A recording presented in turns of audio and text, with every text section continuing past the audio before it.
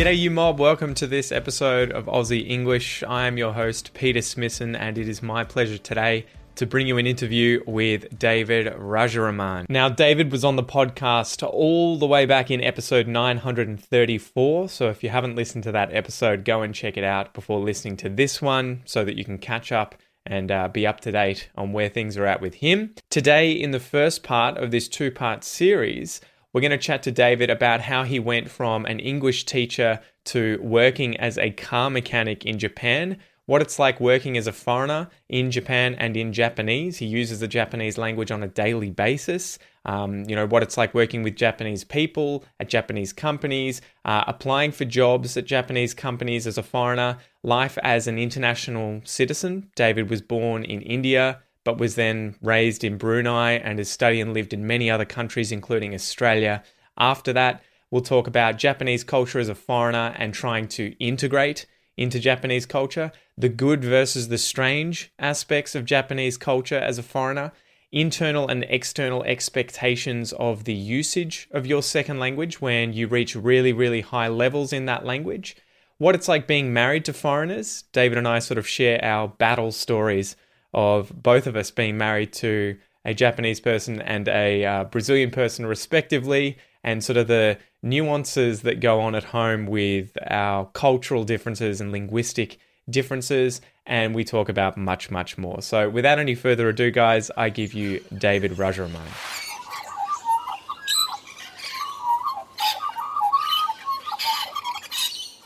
David, g'day, how's it going, mate?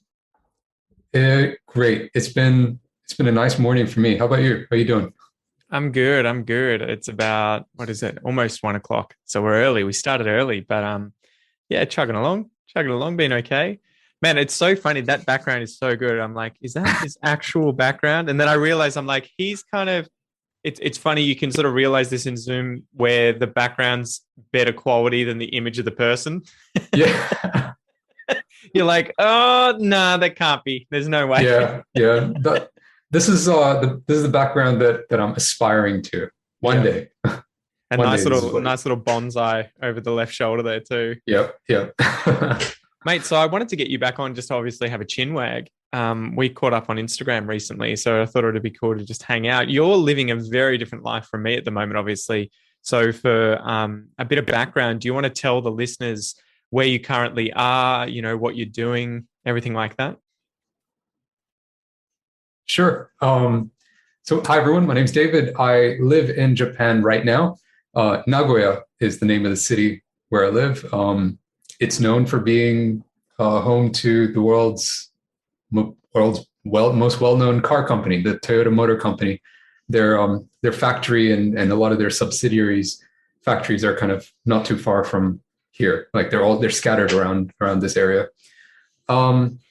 And I currently work as a car mechanic at a used car dealership about a 15-minute drive away from me. Yeah. So why did you say car mechanic with quote unquotes in the air? 'Cause for people listening, obviously we do that in English when it's kind of like you'll say something is a certain way or you'll describe it a certain way, but it's not. And so you make that signal, right? Showing that, like I'm a doctor. I have a PhD, but I don't really consider myself a doctor, Yeah. So it's funny how it all started. I was working at this at the main distributor for Daihatsu vehicles in this state, and I was in their project management team for one of their like overseas projects. I was doing that for like a year and a half. I got into it initially without really knowing what I'd actually be doing at the company. I just thought, hey, I'm teaching English now. I've always wanted to work with cars, so this is an opportunity I don't want to pass up. And so I joined that company, and then it just felt like I was back in university again because most of what I was doing was just sitting in front of a computer typing up these these book-long reports. And I thought, no, what I really want to be doing is tinkering on cars, and that's that's what I've loved for as long as I can remember. And so I quit, and I just started looking for jobs online, and I found this car shop, this car dealership, and like I knew of them because when I was shopping around for my car a year and a half ago, I did come across them, and I knew they weren't too far from where I live. I ended up buying my car from a different place though, and they specialize in sports cars. That's kind of all they sell. I thought, yeah, this has got to be fun. And I saw their job listing, which said no experience required. Done. Right. And I thought, I got I got more experience than the absolute noob, because I at least know how to work on my own car. And so I applied, went for the interview, and basically what I originally applied for was for working as a body repair tech. And that's because as far as I'm concerned, I think being a mechanic is mostly just loosening and tightening bolts and nuts, and exchanging parts. You're not actually, I don't think it actually requires you a university education to be able to do it. And that's not a very nice thing to say to mechanics, but hey, whereas I think doing body repairs is I think it requires a lot more skill that's acquired through experience. And I thought, yeah, I can learn to be a mechanic on my own. I don't think I can teach myself body repairs, at least to do it really well. Why do you think that body repairs is much more, by the sounds of it, complicated than being a mechanic? Is it that there's a lot more, I don't know, creativity, or that the variables are more complicated? You can't just put one part in, take another part out. You actually have to be using your hands or changing things based on your intuition and education and everything like that. Is that the main reason? Exactly. Yeah. So take, for example, like a car that's been in a crash. Yeah. Your job as a body repair tech is you've got to straighten that chassis out to being as close as possible to what it was before the crash. At the very least, when you finish your repairs on it, the customer shouldn't be able to tell that it was in a crash, at the very least, even if it's kind of, slightly off center in the, on underneath and stuff. So I think it's a bit more of an art form. It requires a keen eye for detail. You're not necessarily measuring everything. There is a subjective element to it. I imagine too that there's a lot of ramifications with safety if you get it wrong too, right? Like I imagine you've got to do a pretty good job and understand what you're doing for safety's sake. Whereas I imagine there's that aspect for mechanics too, if they set up things the wrong way inside of a car. But again, as a layman, I would imagine that it's a little harder for you to screw the car up, accidentally. Whereas if you don't straighten the chassis out completely, I imagine that there are those sorts of issues, you're going to potentially lead to that car having massive problems down the track that you can't just be fixed by going to a mechanic. Yeah. Yeah. Or at the very least, the customer's going to feel something different. Something's off. Yeah. It's going to be pulling to one side, that sort of thing, Yeah. But yeah, anyways, went for the interview, and basically what I was told is, look, I know you've been tinkering on your own car for years, but what we really need you to do is learn how to be a professional level mechanic before we're going to let you do body repairs. I was like, well, if I can eventually get to body repairs, and if this also means I can get a mechanic's license through the work experience requirement, why not? It's a pretty good deal. It's better than going to school and paying for it. And so I joined, and then later on what I found out was they had just lost one of their mechanics who just quit unexpectedly, and they desperately needed somebody to fill that spot. And so what they'd done is they had another mechanic who actually had a license, and they kind of promoted him from the car wash dude to doing more mechanical work. And then I was the car wash dude. And what happened is that guy who had just recently been promoted, he abruptly quit. And so they needed somebody to do what he was doing. And so they got me to do a lot of those mechanical stuff. So I was doing actual mechanics work, and for about 3 months. And they got this new guy to be the car wash dude, but he quit. And then so did another guy. Why are all these people quitting, David? They've got a high rate of people quitting. By the sounds of it. Yeah. And so when that guy quit, the new guy that they hired was actually a licensed mechanic who used to work at another dealership. And so they got him to do all the mechanical stuff, and they demoted me back to being the car wash dude. And it's been that way for like 6 months. And I thought, well, if like none of this experience would actually qualify. So if I went right now to go and take the, so I've been working there for almost a year. If I was to go and take the test to get my mechanics license, none of this experience would qualify for being sufficient. They'd be like, you haven't actually been a mechanic for a year. So yeah. So we're not going to give you your license. So, but man, I've been screwed around, and it's a terrible feeling. Is it what's their reasoning? Is that you don't have enough experience for them to? I mean, they seem to put you in there though when they don't have anyone, right? So what would the reasoning be for just dicking you around like that? I think it's been like a combination of things. I definitely do think there's a trust issue. Yeah. Because I don't have a license. Like I don't have a formal education. I'm not out of a trade school or any of that. So I think that is one aspect of it. There's no objective way that they can gauge, how much I know and how much I don't know. Mm-hmm. And the guy that used to be like the head mechanic who'd been there for 7 years, he left to go and start up his own workshop, or actually take over his dad's workshop. And he was just this weird guy who's like super old school in a lot of his outlook on life and the world. And he just assumed that I knew absolutely nothing, and that I was absolute shit at everything I did, even when I was actually doing things just completely fine. Mm-hmm. So like the business owners, like I think his evaluation of me and my work was largely based on what that previous head mechanic would just tell him. And so yeah, it's kind of sucks. Like one example is, I think the business owner had the impression that I had no idea what I was doing when it came to car electronics and stuff, and about how the circuits work and that. And the weird thing is that when this newer mechanic who's licensed joined, he actually had no idea.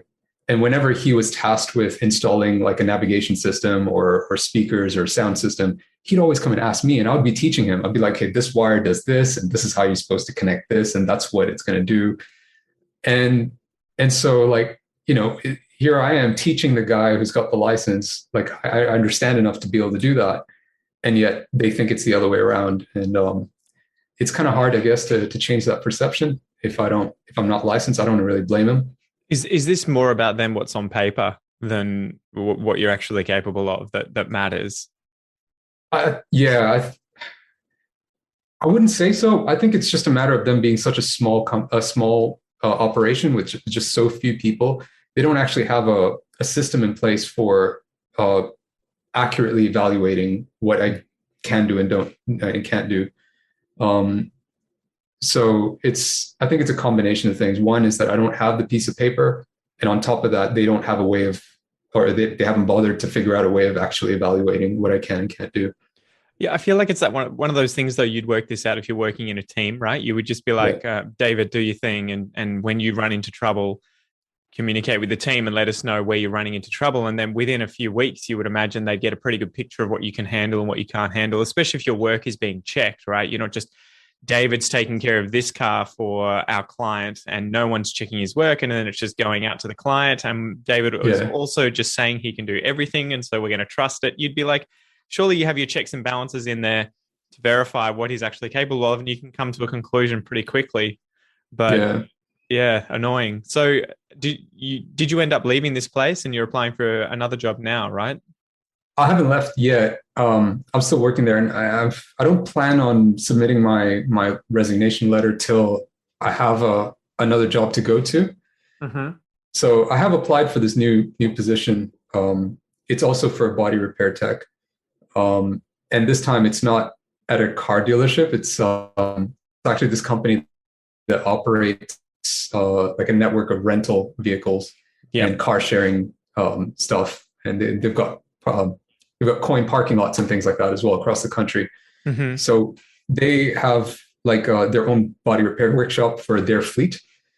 And it's for a position there, and it specifically says no experience required. Like we're actually, but this time it doesn't It's a just say trap. no It's a experience trap. required. I mean, I'm not really going to know for sure until I actually start working there, right? Yeah. But at least they say that they've got a training system in place Good. for their new techs. So yeah, and they're in terms of like their working conditions, their working hours, the number of holidays and stuff. Like they seem like they care about their staff and their team. Well, that's always a good place to start. Man, Yeah. well, I hope you get it. And yeah, hopefully no one at the current company is learning English, Australian English. We'll come across this and be like, I recognize that guy. So, yeah, I guess I wanted to get you on the podcast. Besides, obviously, catching up and just shooting the breeze. Yeah. You're living in Japan. How long have you been there now? It's been 5 years in total. 3 years this time. Like it's my second time here. Okay, so you had a Yeah. break in between, did you? Yeah. Yeah. I was in Malaysia for 4 years in between. Okay, and so yeah, I guess I wanted to get you on to sort of talk about, what life's like there, working there, everything. Have an update for the previous episode. I think that was episode 934, if my memory serves me correctly. I was looking at it this morning. I can't actually Yeah. remember episodes like that, but yeah. So Japanese people, I think Japan is the country that listens to my podcast the most outside of Australia. So I thought it would be Wow. cool to chat to you about getting a job there as well and working for Japanese people, because I think the majority of people I come across who live in Japan, it's related to English teaching. And typically, I think some of them may learn Japanese to a sort of rudimentary level where they can communicate a little bit, but I don't think they ever really get like a job in a Japanese company, and they have to deal Yeah. with the language, the culture there, because I know that the working environment is very different from how it is elsewhere in the world. You've obviously Yeah. got a really interesting background too. Do you want to quickly recap where you're originally from and the countries that you've sort of passed through as well? Yeah, sure. So I'm Indian. I was born and raised in Brunei. Went to university in Australia and worked there a little bit as well while I was a student. Then yeah, worked here in Japan. I was a student in Malaysia as well for 4 years, and now I'm back here in Japan. Animal. I know. I think we were talking about this last time, and I was kind of like, where do you feel like you belong? Right? Yeah. Like, well, where is your home country? Because that must be such an interesting life to have lived, right? So do you feel at home anywhere in the world, like even if it's a specific place, or do you feel like you're more of a global citizen as a result of that? I wouldn't say I feel like a global citizen, but I know for a fact that when I was in Australia, it felt more like home than any other place that I've been. And I put that down largely to just the Australian people and their culture. I think it's a really welcoming place for anyone, and that I think it's not because I'm very Australian. I don't sound Australian. Well, I guess it But depends yeah, on how you define that, right? yeah.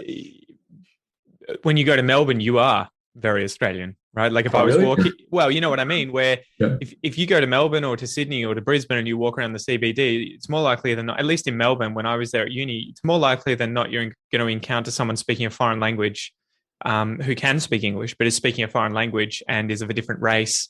And so, your background is effectively what would you say? It's sort of like what Melbourne and those large migrant populations now in Australia are kind of characterized by. It's the fact that you were born elsewhere, you do potentially speak another language as a native language. It's almost like the WASPs, right? The white Anglo-Saxon Yeah. Protestant Westerners are kind of becoming the minority now in Australia, which is good and bad depending on what your view is. But I definitely love that aspect of. I keep saying this to my listeners all the time.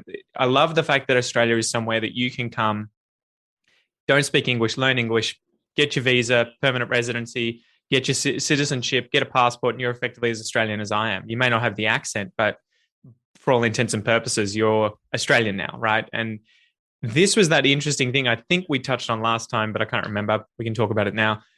Having gone from there, like living in Australia and thinking Australia felt like home then, and going somewhere like Japan, where the culture is completely different, right? And it is much more homogenous. They have a very strong racial, ethnic, linguistic identity, like China, like Korea. Was that a kind of real shock to the system when you came from such a diverse country that had migrants everywhere who can integrate and become Australian as much as anyone else? And you go to a country where I think, again, correct me if I'm wrong, but even if you were to become Japanese as a citizen or whatever, culturally, you're probably going to be seen as a foreigner for the rest of your life, right? There's no, you're as Japanese as me. Yeah, yeah, definitely. I don't think there is a growing migrant population here in Japan. There's a lot of international students moving here from like Vietnam, Philippines, China. Yeah. But I think still, for even for people, there are probably like documentaries about this on YouTube. Even for people who are like, say, half Japanese, half someone else, and who are born and raised in Japan, yeah, everything they know is Japan and Japanese, right? Even they aren't fully. They don't. The way they're treated isn't such that they're fully accepted as true Japanese people. Even though if the circumstances were exactly the same in Australia, they would be, right? Mm-hmm. And so I think Japan is, as a whole, just hasn't gotten used to the idea of people who look different or sound slightly different and who can still be Japanese. And I think tied in with that as well as a lot of the etiquette and the cultural norms that everyone is just kind of expected to conform to. So even if you deviate slightly from that, it's not a case of, oh, you're different and you're unique and that's okay. It's, oh, you're doing something that's not Japanese. Yeah, it is such an interesting thing, right? Because first, I guess I'm thinking, oh, well, the main reason that's different between Australia and Japan is Australia, at least modern Australia, prior to, post the colonization of Australia was very young. We're only 230 years old, right, as a nation, whereas Japan's got thousands of years of history. And I think it's unlike the colonization history where people from all over the place came all at once. And so there was no, apart from the indigenous people, there was no kind of like one race. Although I guess you could make the argument that originally it was the white people from the United Kingdom, although there was a lot of hatred there for the Irish and the Scottish and everything like that. But Japan has had this somewhat more consistent racial and linguistic heritage where Australia pretty quickly became very, very, very diverse, right? Especially throughout the 19th and 20th century after the wars and everything. And we had massive amounts of migrants come in. But then it's interesting to think, I guess, about the UK. The UK probably arguably has a similar sort of history where it's been there for thousands of years with, white people from the UK living there, but it's experienced huge amounts of migration to the point now where I feel, again, I've never been there, but as someone who knows a lot of British people, it seems like, someone like yourself who didn't grow up there, wasn't born there, could move there and could get a passport, get a visa and boom, become a citizen and you're British, like, every other Brit. Whereas it is interesting that countries, I guess, like Japan and, the most extreme example is probably China, where there's just no real history of large scale migration. And so they're not used to that idea of having many different races and many different languages and everyone still belonging to the same country. Yeah. So was that something that was kind of difficult to get used to when you came there from Australia? Was it off-putting or did you sort of get into the flow of it pretty quickly? I wouldn't say it was off-putting. It did feel lonely in the beginning and I think a big part of that was just not being able to communicate. Yeah. Having certain things that you want to express and just not being able to was a big part of that. And to the point that on my first holiday, when I moved, my first time I moved to Japan, it was from Singapore. My brother is Singaporean now, a naturalized Singaporean, and I was living with him for like a few months, just filling the gap between university and work in Japan. And on my first holiday, I I had a week off, and instead of traveling around Japan, which is what most people would do, I got on a plane and went to Singapore, like the place that I've been to tons of times, where nothing is new to me, but I had to go there just because I felt so homesick. Um, and my brother was just like, "Why are you here? You're those were literally his words. The first thing that he asked me after greeting me, he's like, "Why are you here?" Do you need money? Yeah.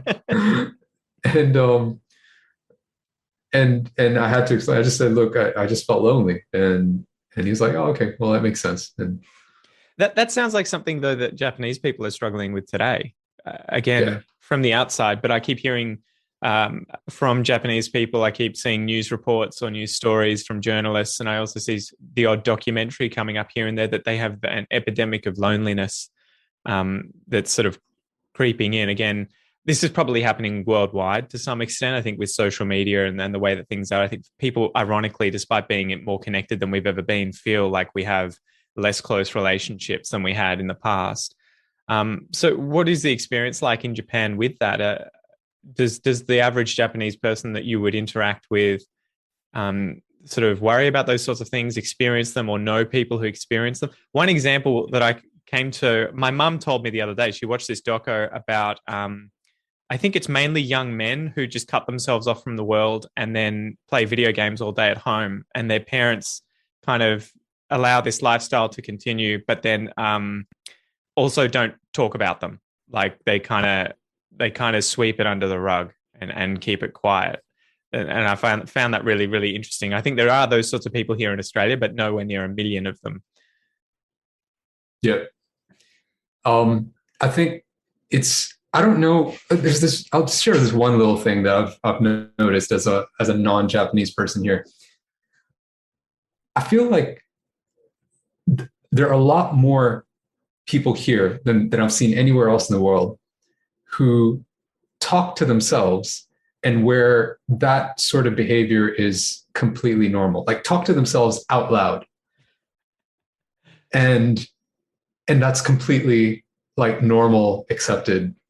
Like nobody's going to kind of look at them and go, "Oh, that's unusual." It's what context? Like whilst having coffee with friends or walking in the street or at home by themselves? Like when does that sort of thing? Not necessarily when they're with other people, because then like they've actually got someone to talk to. But like you could be just out in the grocery store, right? Or like in the car park or something, and this dude would get out of the car and just be like, "Oh man, it's hot." And I can understand, like, yes, it is hot. It's a hot day. Yeah, we all get it. But like, who are you talking to though? It's not like he's coming up to me and being friendly and saying, "Hot day today, isn't it?" It's more like, "Oh man, it's hot." I had again. Hopefully, no one calls the race card on me and starts, trying to shame me. But my instant reaction there was, "Is he African American?" Because they're culturally African Americans, at least again from TV shows, the ones that I know from movies, are really extroverted. As a kind of stereotype, right? And so you will get those people who enter a room or are just around, and they'll be like, "God damn," out loud, so that everyone kind of hears them and sees them. And it's such a really cool part of their kind of cultural behavior that I wouldn't feel comfortable doing that myself, just walking outside, unless I had friends around me and I was kind of, again, talking to them. I wouldn't do it on my own, right? But yeah. So you reckon, is that something you've noticed increase, or you just notice that as a cultural difference that people will speak aloud when they're on their own more frequently? I just think it might be like a cultural difference. And at the same time, it does have me wondering, like, is it because people here are, I guess, just feel more lonely? Like they're just not able to express a lot of their inner thoughts. I think in addition to that, like you're expected to always put on this kind of outward appearance of everything's good, everything's fine, being completely perfect. And because of that, I think that can be pretty taxing on someone. So when they do get kind of put under pressure, even if it's something as trivial as just being a hot day, like that's kind of their avenue to kind of get that off their chest and get that off their mind. And I do find myself asking myself that. I'm not really sure. I don't know if I have the answer to that. What happens when you speak Japanese fluently, right? And you at work would be interacting mostly in Japanese, I imagine. Yeah, entirely in Japanese. Yeah. What happens when your behavior, your westernized kind of cultural behavior seeps through obviously into Japanese? Do you get a lot of weird um, responses from people, or do they kind of allow you to get away with certain things because they can see, this guy is not Japanese in terms of race, he probably has an accent, so we'll give him a pass and not assume these things? Or are there these weird experiences where you are, say, more extroverted or honest or open than say the average Japanese person, and it kind of subverts expectations? Um, I definitely am more honest and more like say what I mean kind of thing compared to the average Japanese person. But it's not in a way that gets me in any trouble. Mm-hmm. Have you heard of a term called the gaijin card? Is gaijin the term for like foreigner? Yeah, Or yeah, it just means foreigner. yeah. Gaijin And card. Okay, so you mean like you yeah, can just play the Gaijin card all the time? Just be like, yeah, I'm a dumb foreigner. Don't know, just Gaijin card. I mean that's the negative stereotype of what it is. But I think it's like it's not necessarily me playing the card intentionally, but like whenever I do say or do something or behave in a way that's not typical Japanese, even if a typical Japanese person would do the same thing, it actually might offend the people around them. But in my case, people are just willing to forgive it. Like they just don't feel anything negative about it whatsoever. Like That's funny though, right? That happens a yeah, lot. I think in any language when you're learning a language, like I get away yeah, with so much shit in Portuguese that I think if a native Brazilian Portuguese speaker were to say or do, people would be like, "That's not okay, dude." But yeah, because it's me, and I guess that's when you know you're probably at a really, really high level in a language, when you no longer get away with that kind of stuff. They no longer give you free passes on mispronouncing certain words, using swear words in the wrong position or the wrong place, or, not understanding that hierarchy of politeness or impoliteness. And it is just something really funny that I'm like, I never know whether or not to get offended by the fact that I get away with those sorts of things, because I'm like, if I keep getting away with this, it's because they're kind of like, pat on the head, little kid. Oh, he's doing his yeah, best, like. yeah, But at the same time, I kind of don't want to be responsible for my actions and be held to account every single time. So, is that something you lament, or is it something that you kind of are like happy that you get the Geigen card? Um, I'm not. I guess it depends on what it is. Like I think if it's something where I know myself that like I ought to know better, or that this kind of behavior wouldn't be acceptable anywhere, let alone here in Japan, um, then I want people to take it the way they're supposed to. Yeah.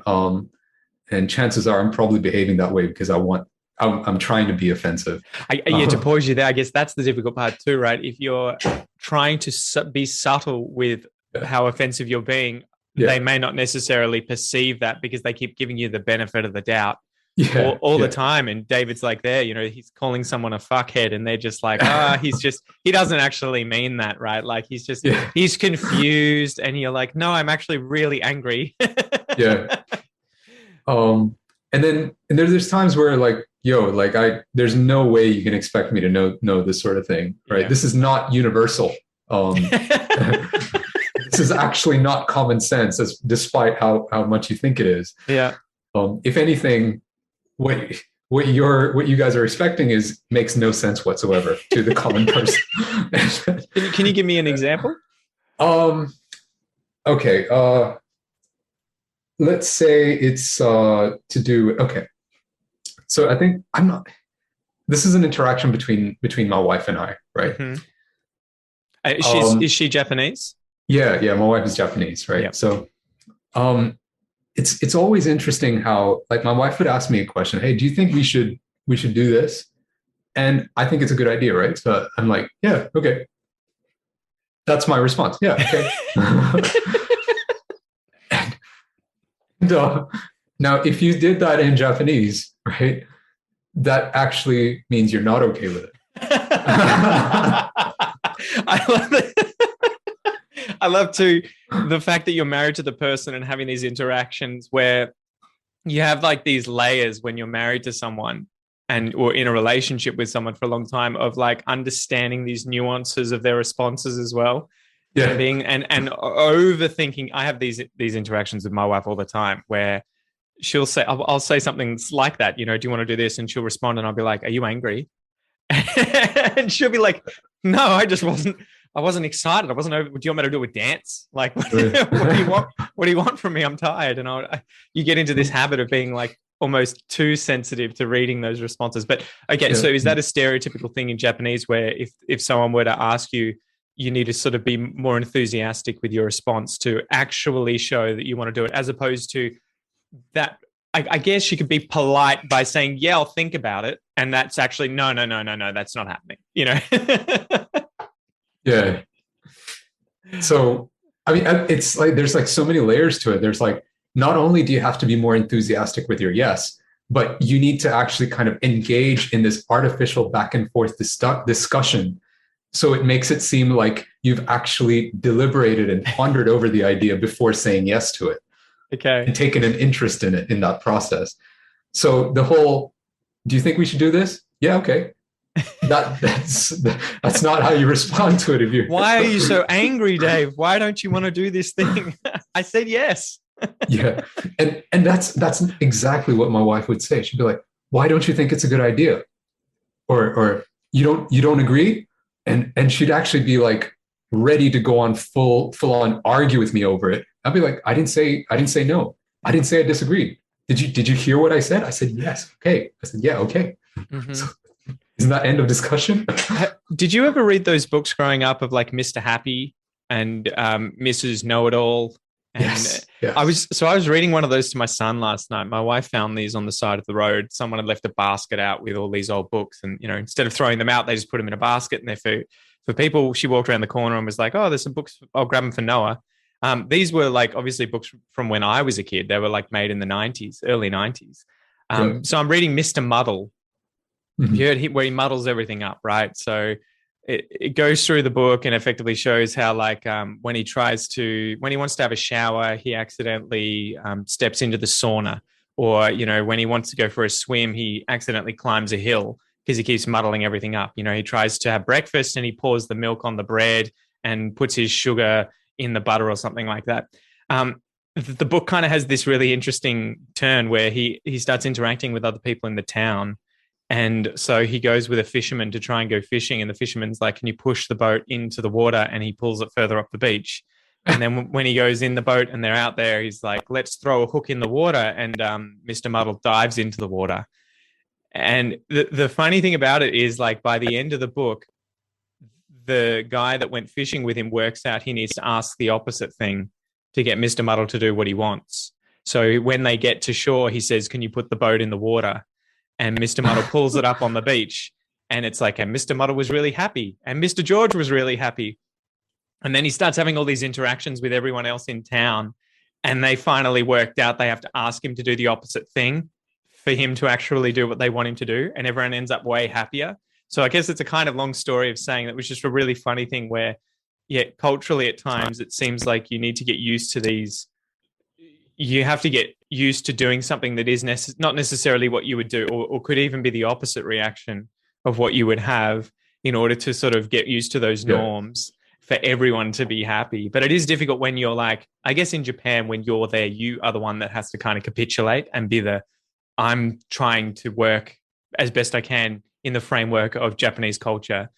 Yep. But do you ever, when your wife and you go overseas, do you ever pull the tables have turned, bitches? Now it's your turn, to get used to everything else. I'm in my hometown. This is this is home turf. We're in Malaysia. We're in Singapore. It's your turn to be the awkward foreigner. I don't think. I think right now that would be really refreshing.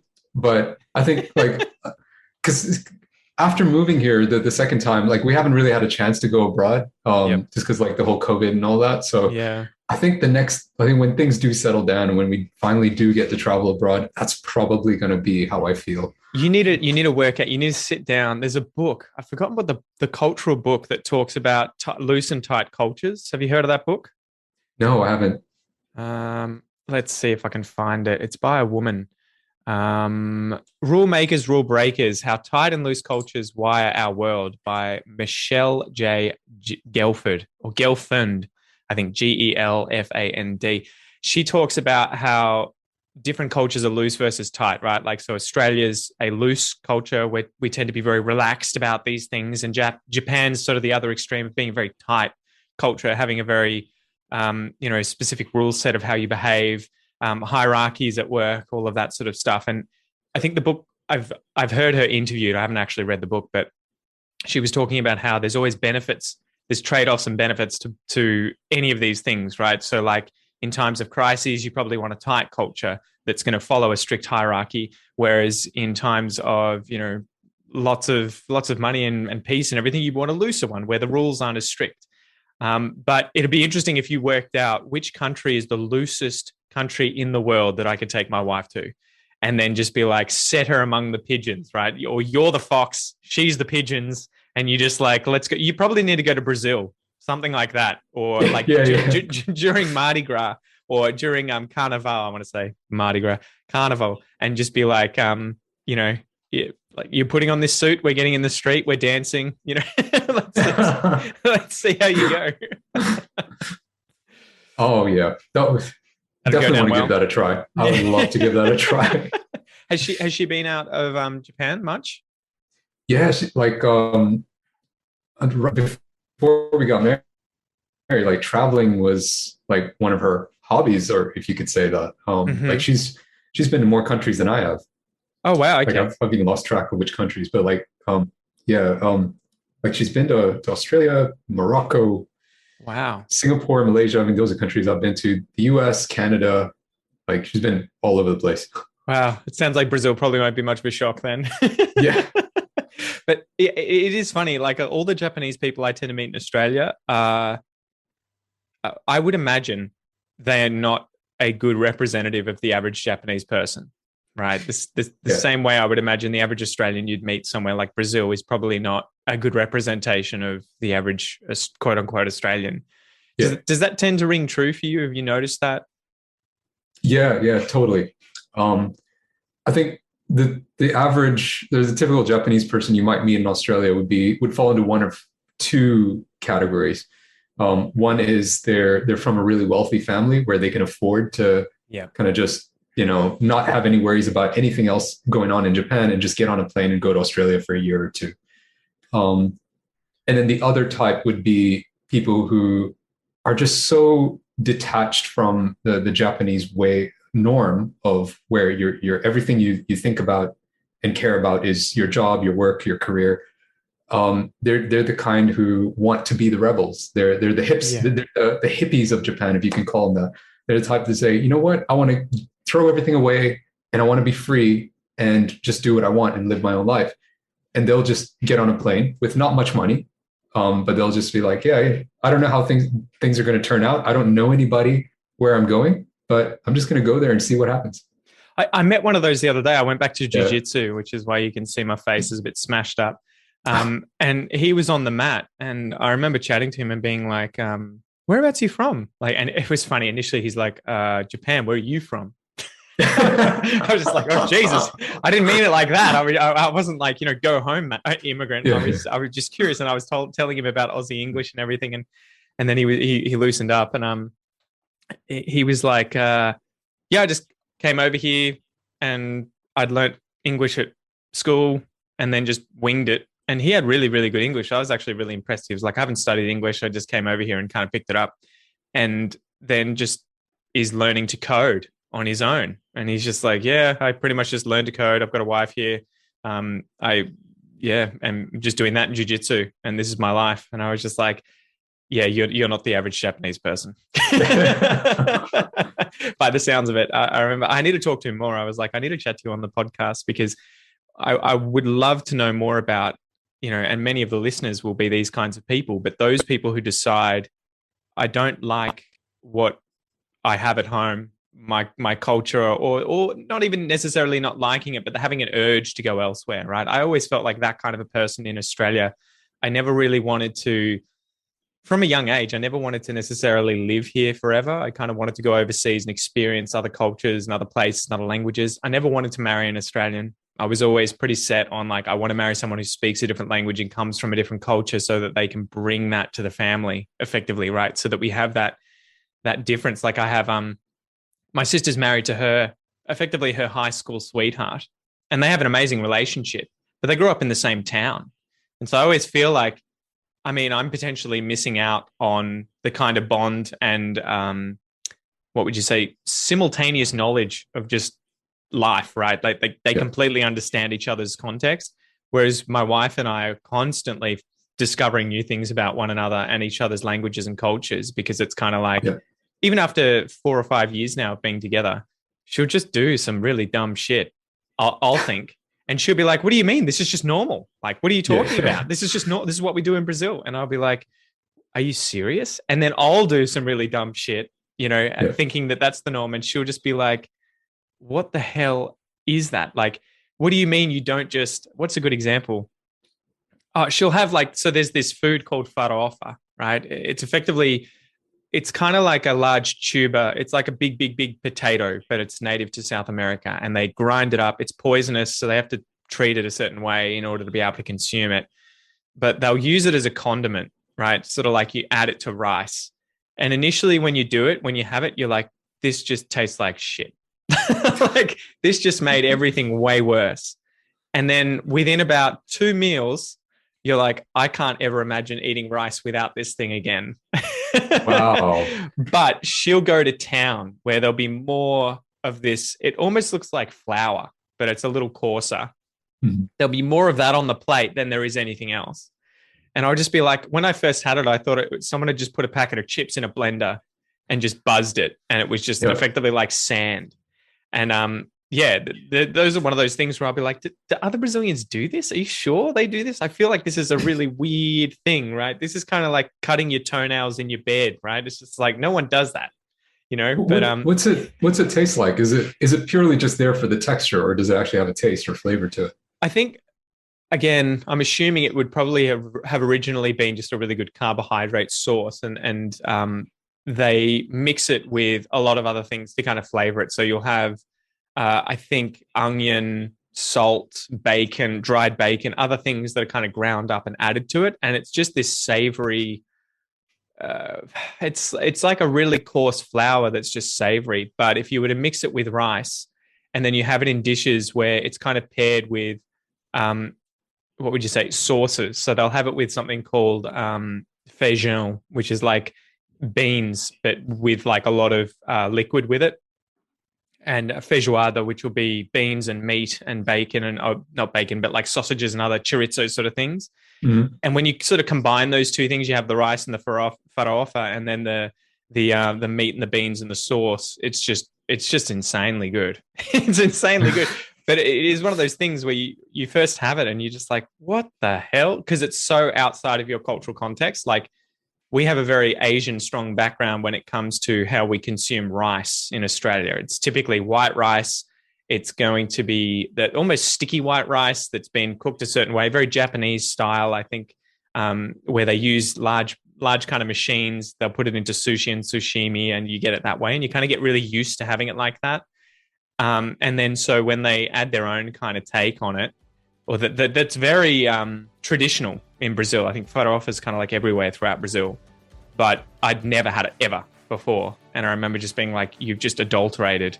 How dare you break these rules of how we consume this this food? But it's really good. It's really good. I definitely recommend trying it.